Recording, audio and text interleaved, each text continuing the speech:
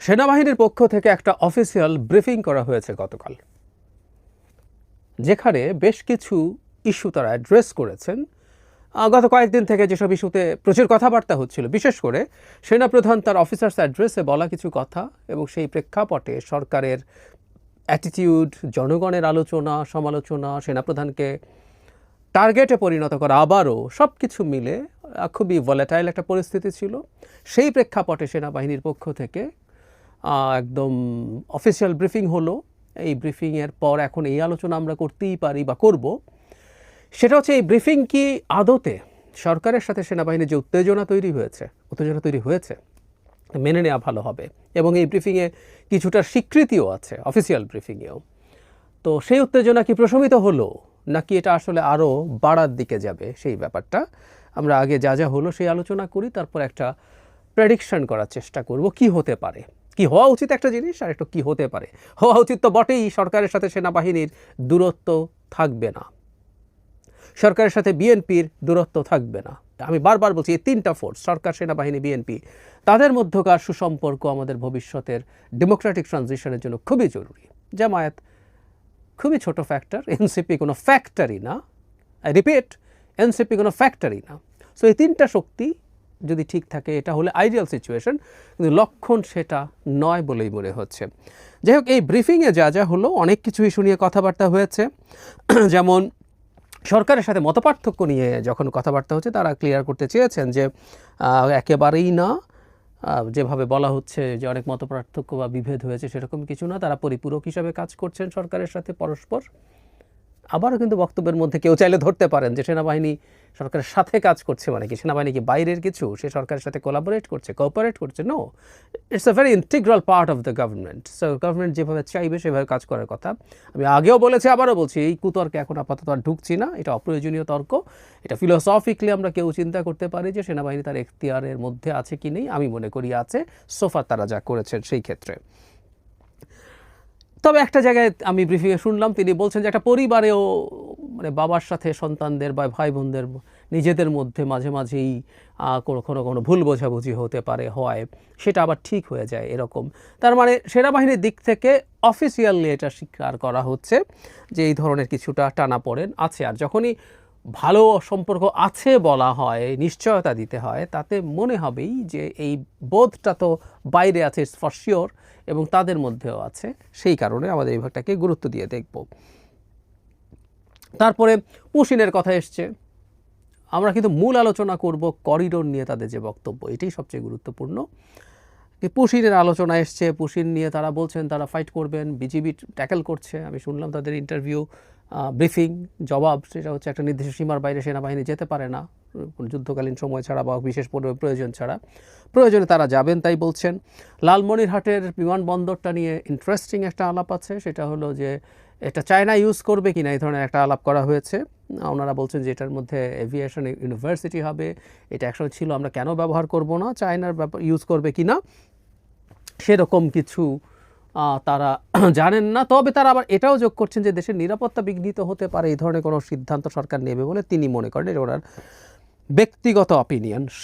সীমান্ত নিয়ে কথা বলেছেন, বান্দরবান সীমান্তের যে ক্রাইসিস আছে, মানে আরাকান আর্মি দেশে ঢুকে পড়া নিয়ে কথা আছে। এখানে একটা খুবই ইন্টারেস্টিং কথা আছে, তিনি এভাবে বলছেন, বাংলাদেশ মিয়ানমার বর্ডার এখন খুবই জটিল পরিস্থিতির মধ্যে রয়েছে। আরাকান আর্মি রাখাইন রাজ্য প্রায় দখল করে নিয়েছে, যাতে মিয়ানমার সরকারের অস্তিত্ব এখানে বিলীনের পথে। আরাকান আর্মিও কোনো স্বীকৃত সংগঠন নয়।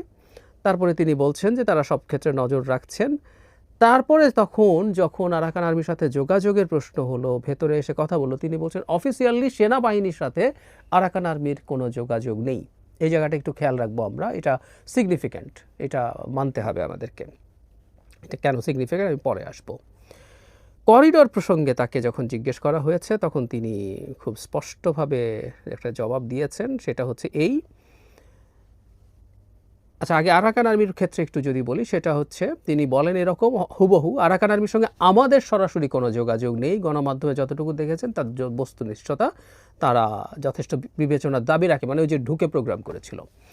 করিডোর নিয়ে, যেটা নিয়ে প্রচুর আলোচনা হয়েছে, সেই জায়গাটা একটু দেখব। তিনি বলেন, কর্নেল মোহাম্মদ শফিকুল ইসলাম, দুজন মিলে ব্রিফ করেছেন, একজন ব্রিগেডিয়ার জেনারেল ছিলেন এবং কর্নেল ছিলেন। তিনি বলছেন করিডোর একটি স্পর্শকাতর বিষয়, দেশের নিরাপত্তা বিঘ্নিত হয় এমন কোনো কাজে বাংলাদেশ সেনাবাহিনী সম্পৃক্ত হবে না। আমি আবারও পড়ছি, করিডোর একটি স্পর্শকাতর বিষয়। দেশের নিরাপত্তা বিঘ্নিত হয় এমন কোনো কাজে বাংলাদেশ সেনাবাহিনী সম্পৃক্ত হবে না। খুব ক্লিয়ারলি জানিয়ে দেওয়া হয়েছে করিডোরের ব্যাপারে সেনাবাহিনীর শক্ত রিজার্ভেশন আছে। এটাই আসলে মূল জায়গা। আমার অন্য জিনিসগুলো জরুরি না। আরেকটা কথা বলে একটু চলে আসব, সেটা হচ্ছে অফিসার্স অ্যাড্রেসে সেনাপ্রধান যে বক্তব্য দিয়েছেন, আমি নিজে আমার টেইকে বলেছি যখন এই বক্তব্য আসে, যখন সরকার রিটালিয়েট করে তখন বলেছি যে এই বক্তব্যটা তো কোনো অফিসিয়াল বক্তব্য না। তিনি কোনো জনসভায় অন রেকর্ড বলেননি। উনি রাওয়া ক্লাবে যেমন অন রেকর্ড বলেছেন অনেকগুলো কথা, সেটার দায় উনি নেবেন। এটা এমন না যে আইএসপিআর আমাদেরকে স্টেটমেন্ট দিয়ে জানিয়েছে, তাও না। এটা অফিসার্স অ্যাড্রেসে বলা কিছু কথা বিভিন্ন সূত্রের বরাতে বিভিন্ন মিডিয়াতে, বিশেষ করে পত্রিকায় চলে এসছে। তো এটাকে তো আসলে শতভাগ তাদের কথা সেভাবে ধরা জরুরি ছিল না, কিন্তু সরকার তীব্র রিয়াকশান দেখিয়েছে। আমাদের নিশ্চয় মনে আছে সার্বিক পরিস্থিতি ব্যাখ্যা করে যে স্টেটমেন্ট সরকার দিয়েছিল, সেখানে দুদিন আগে 3টা শব্দ ব্যবহার করা হয়েছে, অত্যন্ত কঠোর আক্রমণাত্মক শব্দ। আমি এটাকে ধমক হিসেবেই দেখতে চাই। এটা ধমক ছিল, উদ্দেশ্যমূলক, এখতিয়ার বহির্ভূত বক্তব্য। এই 3টা কথা বলা ছিল, 3টা শব্দ স্পষ্টভাবে এটা সেনাপ্রধানকে ইন্ডিকেট করা হয়েছে।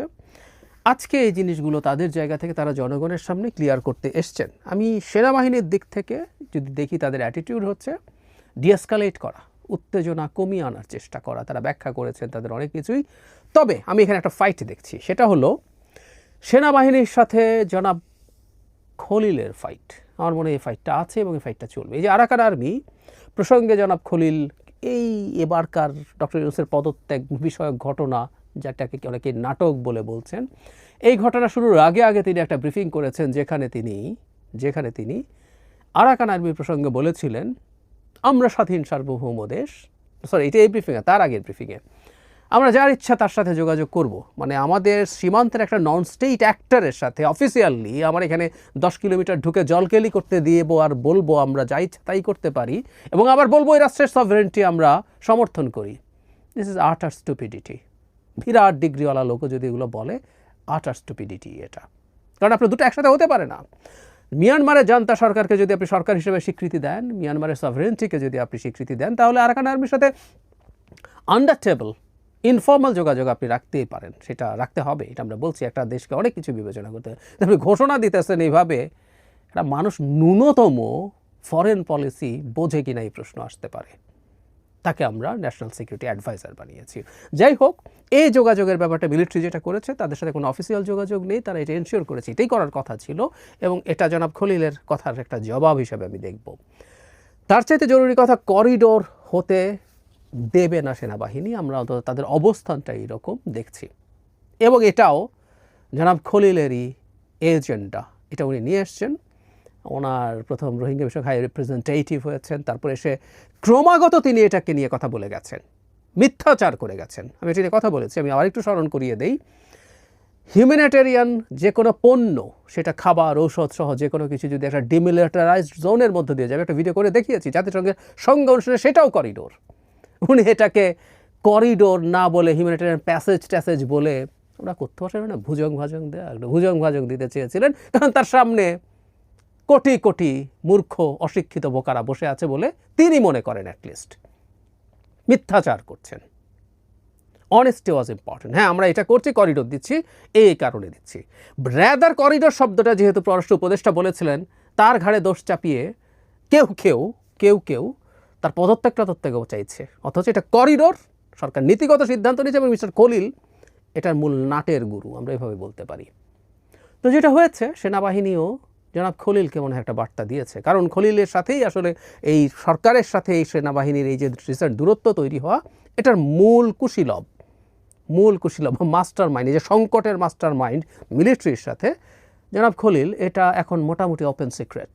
আল জাজিরার রিপোর্টেও একই ধরনের আভাস আমরা দেখেছি, আর আমাদের দেশে তো অনেক জায়গায় এই কথাগুলো চলে এসছে। ফলে মিলিটারি জনাব খলিলকেও কিন্তু একটা বার্তা দিয়েছেন স্পষ্ট, তিনি যেটা করতে যাচ্ছেন ওটা করা যাবে না, ওটার একটা ট্রেড অফ আছে। এই সরকার এই কাজটা করতে চায়, জনাব খলিল সরকারকে ডক্টর ইউনূসকে কনভিন্স করেছেন এটা করতেন, এবং আমরা বহুবার বলেছি এটা টেনে টুনে একটা যুদ্ধের মধ্যে ঢুকিয়ে ফেলতে চান যাতে ইলেকশন করা না লাগে। তারা আমেরিকা থেকে আসছেন দেশ উদ্ধার করতে, পালিয়ে গিয়েছিলেন একসময় বাংলাদেশ থেকে, অনেকে জানেন, খুবই বিব্রতকর কারণে।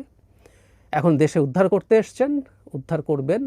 উদ্ধার যখন করবেন দেশ, যত বেশি দিন উদ্ধার করতে পারেন ততদিন তাদের জন্য ভালো। সেনাবাহিনী তাকে একটা খুব গুরুত্বপূর্ণ অ্যালার্মিং দিয়েছে বলে মনে করি। প্রশ্ন হচ্ছে আজকের এই ব্রিফিংয়ের, গতকালের এই ব্রিফিংয়ের পর কি দাঁড়াবে? সরকার শুভবুদ্ধির উদয় হওয়া উচিত, যতটুকু হয়েছে হয়েছে। সরকার সবচেয়ে পাওয়ারফুল দুটো গ্রুপের সাথে একসাথে যুদ্ধে নেমে গেছে। অন্যান্য জায়গায় এখন যুদ্ধ ছড়িয়ে পড়ছে, সচিবালয় কর্মচারীদের সাথে, মানে প্রজাতন্ত্রের কর্মচারী সরকারি যে লোকজন আছে তারা মাঠে নেমে গেছেন। তার আগে এনবিআর তাদের কারণে ফাইট করছিল, তারা আবার এটারও পার্ট, এসব চলছে। কিন্তু মূল যে পাওয়ারফুল দুটো, সেনাবাহিনী এবং বিএনপি, দুটো জায়গায় একসাথে ফাইট করতে শুরু করেছেন।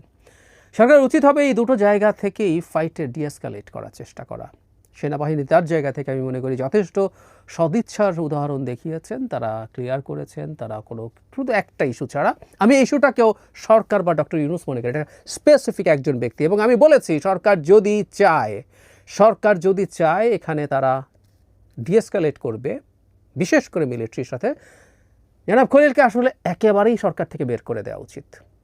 নিদেন পক্ষে তার জাতীয় নিরাপত্তা উপদেষ্টা এবং ডিফেন্স মিনিস্ট্রিতে তাকে যে দায়িত্বে যুক্ত করা হয়েছে সেখান থেকে সরানো, ইভেন রোহিঙ্গার হাই রিপ্রেজেন্টেটিভও সরানো দরকার, তাকে অন্য একটা কোনো দায়িত্ব দেওয়া উচিত। কারণ রোহিঙ্গা হাই রিপ্রেজেন্টেটিভ হয়ে আবার সেই টরিটরের ধানাই পানাই উনি আবার চালাতে পারেন, উচিত হবে সরকারের। সো সরকারের জায়গা থেকে যদি, মানে আমি মনে করি খুব চমৎকার একটা সিচুয়েশন আমরা দাঁড়িয়ে আছি, এটা আমাদের জাতির জন্য ভালো হবে। কিন্তু আমি সত্যিই সন্দিহান, কারণ একটা সময় পর্যন্ত বলতাম, আসলে একটু রাগঢাক করতাম, সেটা হচ্ছে ডক্টর ইউনূসের সাথে থাকা একটা চক্র, তার সরকারে থাকা, সরকারের বাইরে থাকা মিলে একটা আনহোলি নেক্সাস তৈরি হয়েছে, তারা এগুলো করছে। কিন্তু যতদিন যাচ্ছে আসলে এটা খুব প্রকাশিত হয়ে পড়ছে, ডক্টর ইউনূস নিজে এটার পার্ট। এই নেক্সাসকে তিনি লিড করছেন কিনা এই প্রশ্ন কয়দিন পরে আরও স্পষ্ট হয়ে উঠবে। তা যদি হয়ে থাকে, আমি মনে করি না সেনাবাহিনীর সাথে ডিএসকালেট তারা করার চেষ্টা করবেন। ফলে আমি এই যে ব্রিফিং দিলেন এবং এই রোহিঙ্গা মানে করিডোর ইস্যুতে তারা যে কথাটা বললেন, এটাকেও সরকার ধরে নিতে পারে সরকার এটা দিতে চায় বলেই উনি বাধা, আবার সেনাবাহিনীটার বিরুদ্ধে দাঁড়াচ্ছে, জনগণের সামনে কথা বলছে, চাইলে ক্ষুব্ধ করতে পারে এবং এই ক্ষুব্ধতার রেশ চলতে পারে। আমার কেন যেন মনে হয় সরকারের অতি আত্মবিশ্বাস দেখে সরকারের মধ্যে শেখ হাসিনা সিনড্রোম ভর করছে। তিনি খুবই কনফিডেন্ট হয়ে উঠছেন ডক্টর ইউনূস, উনি মনে করছেন কোনো কিছুভাবে টলাতে পারবে না। ওই চেয়ারে বসে শেখ হাসিনা যেমন ভাবতেন 5 তারিখ সকালেও যে উনি চাইলেই ক্ষমতায় থাকতে পারবেন, এরকম ভ্রান্তির মধ্যে তিনি ঢুকেছেন বলে আমি সন্দেহ করি। আমি খুব খুশি হব, আমি আবারও বলি, মাঝে মাঝে হয়তো যথেষ্ট টাফ ভাষায় কথা বলছি, বাট এই সরকারটাকে, ডক্টর ইউনূসকে স্টিল ওন করি। তারা তাদের জায়গা থেকে যে দায়িত্বের জায়গাতে আছেন সেখান থেকে কোনো রকম কোনো ফালতু এজেন্ডা, সেটা তার নিজের অথবা কারো থেকে যদি থাকে, সেখান থেকে বেরিয়ে আসা তাদের উচিত হবে। সেনাবাহিনীর সাথে, বিএনপির সাথে, এই দুটো শক্তির সাথে সরকার তার আন্ডারস্ট্যান্ডিং কনফার্ম করা। আমি দুই পক্ষ থেকে, বিএনপির পক্ষ থেকে বলি, সেনাবাহিনীর পক্ষ থেকে বলি, দুই পক্ষ থেকেই আমি আন্ডারস্ট্যান্ডিংটাকে এনকারেজ করার, আন্ডারস্ট্যান্ডিংটাকে এনশিওর করার চেষ্টা দেখছি। এখন পুরো বল সরকারের কোর্টে, সরকারকে, ডক্টর ইউনূসকে শেষ পর্যন্ত সিদ্ধান্ত নিতে হবে। যদিও আমি এই দফায় খুব বেশি আশাবাদী নই, আমি ধারণা করি তারা আবার একটা শক্তি দেখাতে যাবেন, আবার মাঠে শক্তি দেখাতে বিএনপি নামতে পারে। সব কিছুর পর চাপ খেয়ে উনি ফাইনালি হয়তো রিয়েলাইজ করবেন